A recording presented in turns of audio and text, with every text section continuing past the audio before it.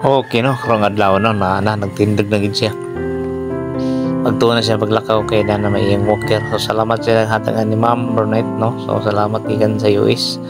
Salamat din kay ni mong gihatag walker sa akong asawa karon nagtuon na gid siya first time niya na. Sulod sa tuig kapin. Tuig kapin ang iyang paghigda sa banig gikan sa ospital, 7 months sa ospital. Antod na putan siya sa tiil. So salamat niya pa sa Ginoo nga bisan og naputlan siya sa tiil pero naara siya nga buhi siya nga naa sa mga anak nga kagayag gyapon sa pag-eskwela sa mga anak kay magkunsa lang kung simba ko so salamat niya pa sa Ginoo no bisan naputol yung tiil pero naara siya nga makagayag gyapon siyang mga anak hantod mga dagko. So nagtuon gid siya paglakaw no, nagtuon siya sa mga team sa pagsakasagdanan pero lisod pa man. So huli lang sa kay Pilmero gini ang tindog gikan sa iyang paghida sa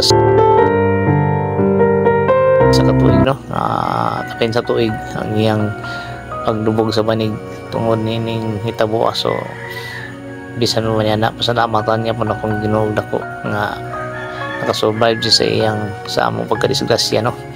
So salamat kayo sa Ginoo nga nakatindog sa jag balik ug nakatuon na siya lakaw bisan hinahinay kay at least makabalod na siya og lakaw, makatindog na siya og naka-exercise niyang lawas dinhi na sa sulod